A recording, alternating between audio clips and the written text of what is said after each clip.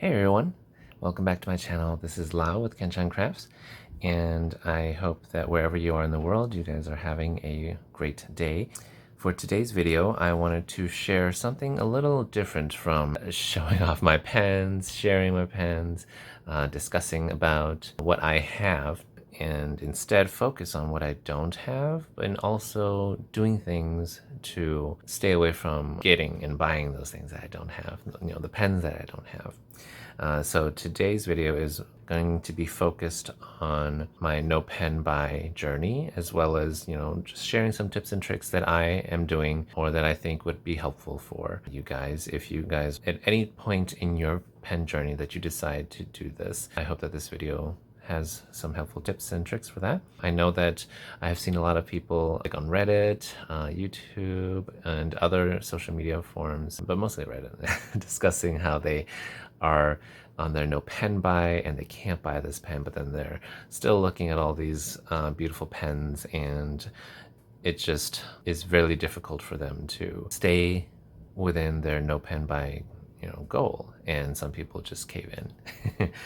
And if that is you and you've been there, there's no shame to that. It's just that this is a personal goal. Whether or not you follow through with it, that's totally up to you, but I have found things that I like to do to help me to maintain this goal for myself.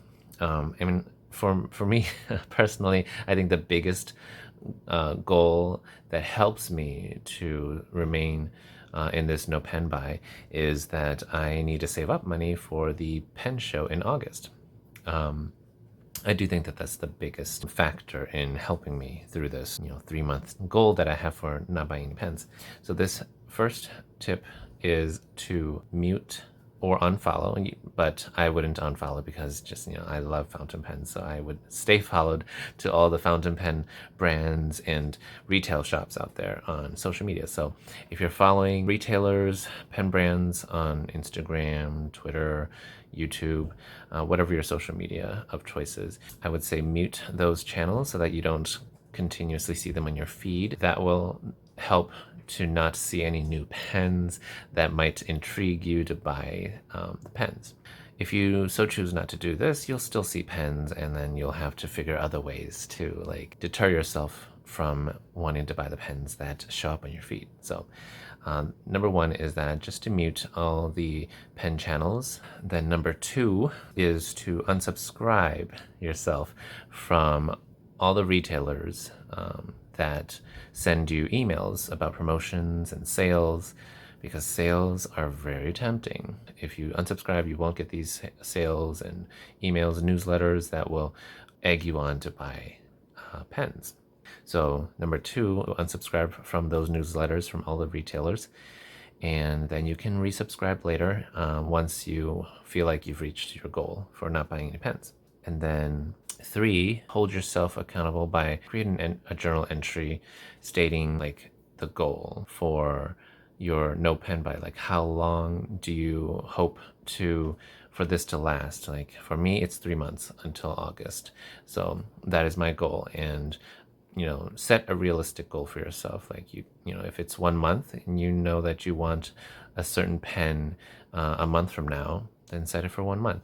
If you don't want to buy any pens for the rest of the year, and that's a huge feat to try, then make that as your goal. And so state clearly what your goal is and the things that you will do in the meantime to avoid buying those pens. And so you can write down the two tips and tricks I mentioned earlier. As you're writing that journal entry, also find a friend or two who can help keep you accountable as well. My friend, her channel is Creating Cute Art. Her name is Maggie, and we both go back and forth a lot and just talking about our no pen buy and what we are doing to help ourselves to maintain this goal. And so having a friend who you can, a pen friend or just a friend that they may not be into fountain pens, but that's okay, and someone who you can talk with and help you stay accountable.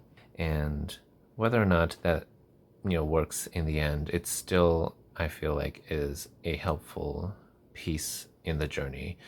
in the fountain pen journey to not buy any pens. So have that friend who can help you stay accountable. And then number 4, we're kind of going to get to the more hands-on pieces now. So number 4 and 5, I will speak to these two activities in length a little bit more now. So number 4, dedicate a gratitude journal for your pens and appreciate the pens you have and journal about them. So I have this specific journal. So this is the Four Seasons Autumn Collector Edition from Notebook Therapy. And it is a cute little A6 journal. It's really small, and so like I typically prefer larger journals. So because this is a tiny A6, I can like dedicate this to a gratitude journal. So if you have a small journal, travelers, you can use a traveler's notebook, like this one I have, or the A6. And or if you have field notes, you can also use the field notes as well. But in terms of like gratitude journal for your pens, I would journal about, say, the pens that I have, and say for this one is my Bohemian Twilight. I would journal about what makes this pen special to me, why I bought it, what feelings the pen evokes for me when I pick it up and write with it. Just anything like that. Like it could be, what is it, like a physical feeling, a taste or smell, all the senses that you can think of that the pen kind of evokes for you. So for example, one pen that I really love in my collection, and you can start with the pens that you love the most. Those are the easiest ones to write about. My Sailor Spring Rain from the Sound of Rain series. This is a Pro Gear Slim. So basically you want to write everything. You can start with like the physical aspects of why you like your pen. So like for this one, my Sailor Pro Gear Slim Spring Rain has this beautiful translucent aqua body with purple finials. So I would write something like, I love the contrasting colors and it pops out at me. I love the gold accents throughout the pen, and it is, just very pretty to look at. The nib is a two-toned nib, and it is absolutely gorgeous, and it writes so smoothly as a 21 karat gold nib. So those are the physical aspects, but then there are other less tangible aspects that we do get from like looking at our pens, picking up our pens and writing with them, that I feel are so important in our journey through in our experiences in writing with fountain pens. Specifically, this pen is the Spring Rain Sound of Rain pen, and personally I love rain. I love the sound that it makes as it's like falling from the sky onto the grass, onto the cement, onto the windows. There's so many different sounds that the rain makes, but they are all so cozy and comfortable and relaxing. And I just, like, whenever I grab this pen, I just have that sense of calm and sense of peace, and it like takes me into this other rainy scenery right behind me, or right outside my house. And like, you don't usually think of writing in the rain, because obviously your paper might get wet, your pens will get wet, but if there's a way that you can write and you can still hear the sound of the rain, that's kind of like what this pen takes me to. And then on top of that, it's like this lovely color that just makes you think of spring. And so there's a lot of sentiment there, and there's a lot of nostalgia there, just thinking about this pen. And so my journal entry would then just delve into the depths of all of these factors that make me love this pen so much. I can have one journal entry in it and then journal again another day with it and about it. So that's my Spring Rain. And then you guys know my lovely, beloved Leonardo Momento Zero Paraiso Maldives. This is my very first Leonardo, and it will always be one of my favorite Leonardos as I collect more. In person, just like the teals in this pen just make me feel so happy. And this pen just brings me back to the joyous times that I had when I was in Hawaii. I have another pen that does the same feeling for me, but this one does that for me because my journey in Hawaii, back when I was in college, I had went there to Hawaii in January, and so like I got to escape all the snow here where I live, and it was 2 weeks where I was learning about healing and healing modalities such as acupuncture, massage therapy, Reiki, and other like spiritual healing. And it was such a wonderful experience for me, my time there, and just being in such a remote island away from home was so amazing.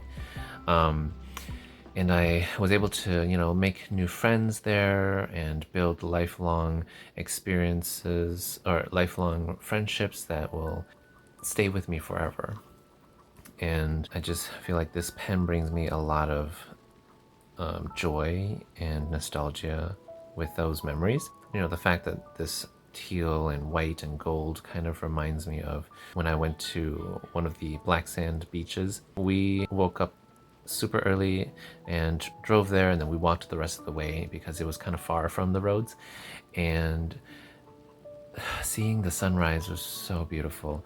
And when the sun kind of was a little higher to the horizon, like you could see the gold light from the sun, and it's shining against the blue ocean.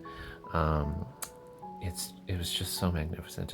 Yeah, this pen does give me a lot of that lovely happiness and nostalgia, and those feelings that are not physical and tangible makes me love and enjoy the pen. And so that's how I would write about this pen and just why I enjoy it so much.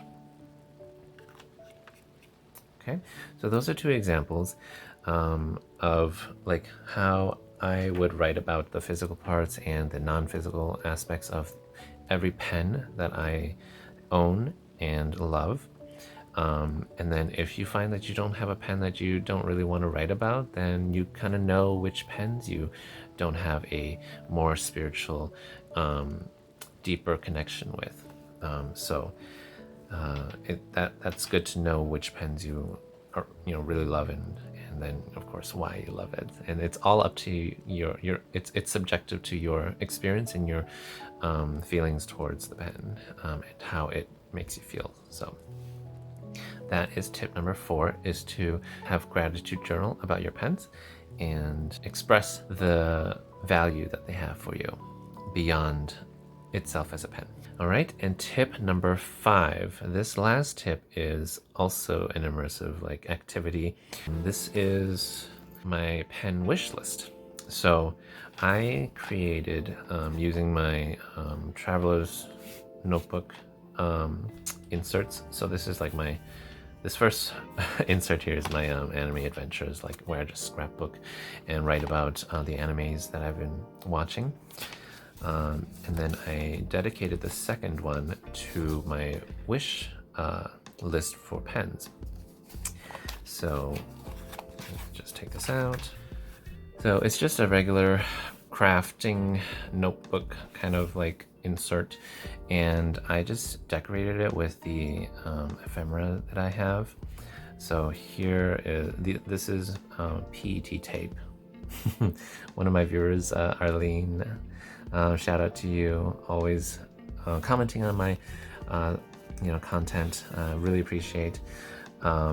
And you know, like I wish I could draw this, and I probably will sometime in the future. Like I have paints and other things that I love to use, but haven't really tried much yet. So like I would like to paint something like this someday, but for now I have PET tape that is just so colorful and beautiful, and so I just put a postcard of the pink clouds and sky on here, and then just thought that this color kind of really blended really well into the background. And I chose this bus.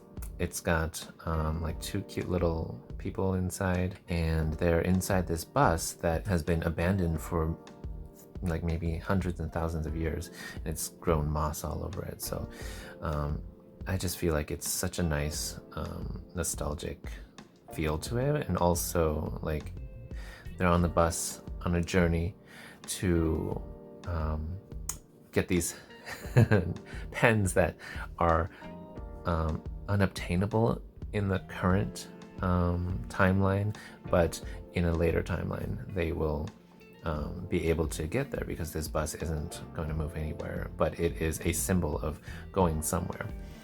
And then I just added some jellyfish kind of flying and floating in the sky. They're just really delicate oceanic creatures. And then I put some whale flying in the sky. I just love that motif so much. So I have that washi and just decorated the top and bottom. And then I also cut out washi or PET tape that says Neverland. So again, another symbolic meaning is these are the pens that you're not going to get now. They're in Neverland. And someday I will get them, but not now. That's my process behind decorating this front page for my pen wish list. You don't have to make it this extravagant or with deep meanings. It could totally be just a blank cover and just write my pen wish list. And that's totally fine, but I love decorating, so this is my way of doing things. I have today my 5th pen that I'm going to journal about in here with you guys. But before we do that, I will just kind of go over what I've already done in here. So the first fountain pen that is in my wish list is this Sailor Pro Gear.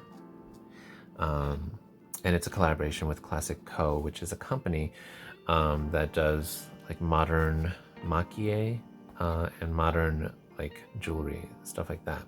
This is the Deco Lotus Line Rodden, and it's gonna have these greens, purples, blues, just beautiful, beautiful, like a pen that is alive as you're writing. That's what I think of Rodden. So basically there are, you know, there's many things you can journal about in a wish list, and you can make it as plain as you want as well. But for me, what helps me with not buying pens and in creating this is that I write down the MSRP or the retail value. MSRP and retail are different. I just wrote MSRP in here, but I think what I meant is retail value. Retail value is what most stores, online stores or in person, the price that they are selling it to you for. MSRP is the price that the companies who make the pen suggest the retailers to sell it at. And so I will put retail value, which this pen goes for $16.24. And then right below it, I will write what my value for the pen is, like what I would want to afford this pen at and what I would buy it at. So having researched this pen, I know that this pen has a lot of work put into it, and it's very delicate. And so I would value that if this pen ever went to $1,000, I will buy it, or I would consider buying it. Now this value is subjective to everyone. Like it can be exactly the retail value that the stores will sell it at, or it can be much less than what I have here.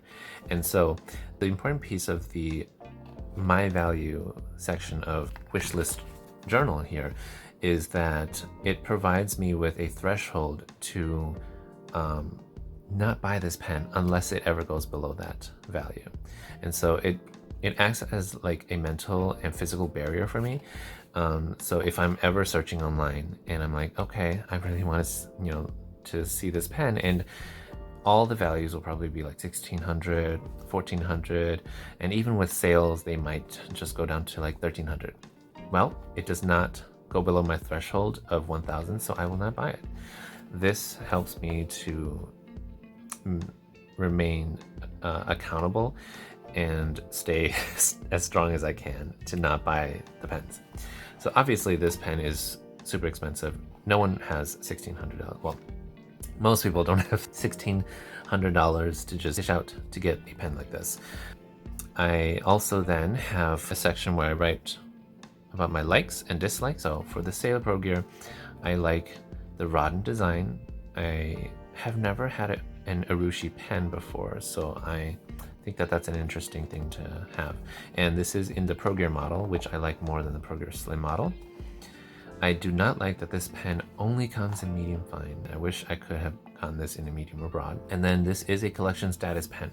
It's not really a pen that you could just take anywhere with you or like be rough with. You have to be super gentle with it, and it might make my mentality think, oh, this is so expensive, I don't want to use it all the time. And like, I want to use a pen that's so beautiful all the time if I can. So those are my likes and dislikes. And then I just leave a big section to just journal about why this pen. I would journal about why I want it, what makes this pen a pen that is my kind of pen, that is for me, and what kinds of feelings this evokes for me initially. And so that's just, I leave this section to write all of that. So that is my first pen, is my Sailor Pro Gear, or is the Sailor Pro Gear Deco Lotus Line Rodden. Beautiful pen. The second one is the Aurora Optima Viola. This one is a beautiful Italian brand pen from Aurora. Or the retail value for this one is roughly between or around $595. So if it ever goes to $400, I will consider buying it. And then the next one here is the Visconti Homo Sapiens Bronze Age. I really, really want this pen. I just love the look, the classic look of this pen so much. So the Visconti Homo Sapien retails for $712, and it usually is always $712 in most stores. Some stores have been selling them for like $525, and on eBay it's gone to like $550, so like around that range. But I will purchase this pen if it's between $450 and $500. So that's like my value. And then of course I just wrote my likes and dislikes about this pen. And my fourth pen is the Pelikan M605 in black tortoiseshell. So this beautiful pen. My favorite part about the black tortoiseshell is the stripes on the barrel. They reflect the light in different ways, and they show off the silver and white aspects of the barrel differently as you turn the pen. So again, a pen that is alive as you're writing. I just love that kind of feel. I think that now personally I don't love or like Pelikan's stripy barrels, but this one it's very different. The stripes are torn apart in different places, makes it so unique and just so interesting. So I would purchase this one if it ever went to $350 or less. There was one on eBay, it's a used one, that was selling for $300. I missed my chance on it, but I think it was during the time I did not want to buy any pens. So I I was able to let it go and continue on with my goal. But I would buy this pen if it was $350 or lower, and after my no pen buy. So that's the fourth pen. And the fifth pen here is the Sailor Pro Gear Every Rose Has Its Thorn. It's such a gorgeous translucent pen. I think it's the body of the pen is somewhere between ivory white and very light lavender blue. I never know what it is because the lighting in all the retailer stores, they're always different, and that's what I hate so much about shopping online. So I will want to see this one in person just to see it. But based on people's videos, I have seen that it's like a translucent pale blue purple. I do not want this pen to be pure white. So if it is pure white, it is off my wish list. What I do is I just kind of like decorate it. I think because it's every rose has its thorn, I'm just going to use a pink washi.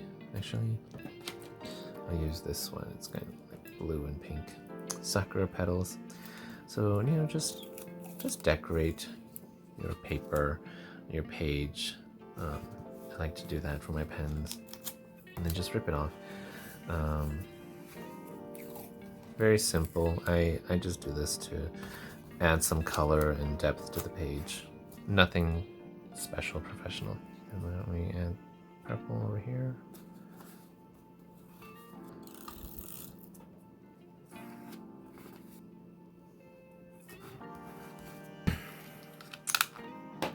Now, I don't remember the exact value of this one, but I've seen it enough that I think it's like $3.92. So this is the Sailor Pro Gear. Every rose has its thorns. Maybe it's thorn. Retail value $392. My value, I would probably buy this pen if it was on sale for like $300. So I'm gonna say $300 to $350, because sometimes people do sell this on Reddit and they sell it between close to the retail value, because it's only fair that they get paid close to the retail value but not quite there. So if somebody ever sells it for $350, I will probably get it, because this is an American exclusive brand, so it never ever goes on sale. So that will also help me never buy this pen. Like, it's a wish list. It's on my wish list. I'll probably get it in the future, but the fact that it never goes on sale helps me during my no pen buy to not buy it. Okay, what I like about this pen is rose gold trims. So beautiful. I love rose gold. Translucent, milky body. Pro Gear model. Great nibs. I love Sailor nibs. Dislike. US exclusive. Well, actually, this could be a like or dislike too, but it's a US exclusive, therefore no sales. Color of pen is inconsistent. Oh gosh, I can't write and talk at the same time. So there you have it. Number 5 is to create your pen wish list journal, where you put down thresholds in there to help you stay away from buying them during your no pen buy. And then another neat thing about having a wish list journal is that eventually you might not want these pens anymore in your wish list. And if you don't want it, then I have this section over here that's completely blank, but I purposely left it blank so that I can write extra stuff on it. My journal here has 32 pages, so it has enough space for me to write down 32 pens. So a quick overview of everything. So again, number 1 is to mute all the retailers and pen brands on your social media. Number 2, unsubscribe from your retailers' newsletters so that you don't get them in your emails. Number 3 is to write down your goal for how long you are going to want to stay in this no pen buy, as well as find a friend who can help keep you accountable. Number 4 is to keep a gratitude journal and journal about your pens and why you love them.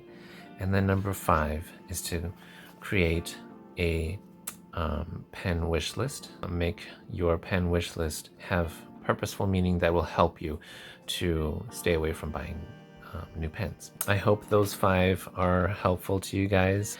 If they work, wonderful.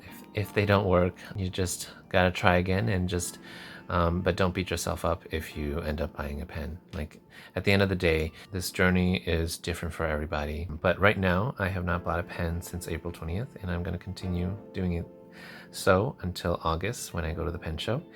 And good luck to me as I keep doing that, and I will keep you guys updated if I end up caving in. But I'm going strong, and I'm hoping to stay that way. So yeah, if any one of you guys are also on a no pen buy, let me know down in the comments how you guys are doing it, and if you have any other tips and tricks that might be helpful for everyone in the community who might be in the same boat. So thank you so much again for watching. I hope you guys had fun with me. Leave a like, comment, and subscribe if you haven't already for more videos in the future. Until the next video, I hope you guys have a wonderful day. Thank you, and bye.